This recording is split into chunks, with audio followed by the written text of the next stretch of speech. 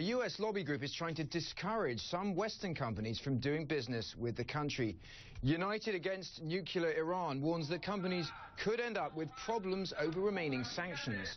Critics claim the group is trying to unpick the landmark Iran deal. David Ibsen from United Against Nuclear Iran joins me live now from New York. David, thank you for joining us. So, as we mentioned in that lead-in, you have been lobbying heavily against the Iran nuclear deal last year, and you now say that there could be some inherent risk from remaining sanctions in Iran for Western companies. What kind of risks? Can you specify them? Well, we generally think that it's incorrect for companies to assume that it's open business, open season in Iran. I think any objective examination of the landscape shows that it's very, very treacherous for any firm, investor, shareholder, and even employees. Unfortunately, there's very high reputational, legal, and financial risks still present in that landscape.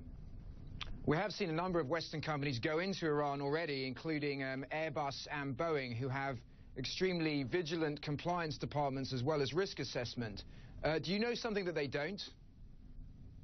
Well, I think it's important for any compliance officer, any executive, to get a full view, a full sample of not just the risk environment and the risk assessment, but also an understanding of what the public thinks, of what potential investors think, of what potential purchasers and customers think.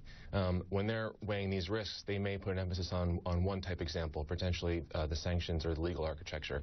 But there's really high reputational risks of doing business in Iran as well. And our job, we think, is to go to these companies and highlight all these risks, and so that they have a comprehensive viewpoint of the potential downfalls of any type of business. What steps would you like to see from the Iranian government to try and assuage your concerns?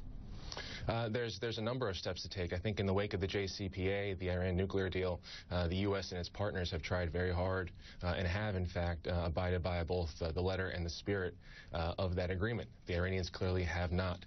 For example, in the aftermath of the deal, they've engaged in multiple ballistic missile tests in violation of UN resolutions. They've captured U.S. sailors in the Persian Gulf for no apparent reason other than to try to score some kind of propaganda points. They've been shipping arms to their proxies in Yemen and elsewhere.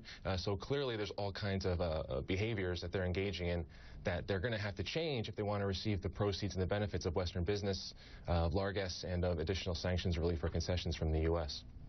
David Ibsen from United Against Nuclear Iran joining us from New York. David, thank you.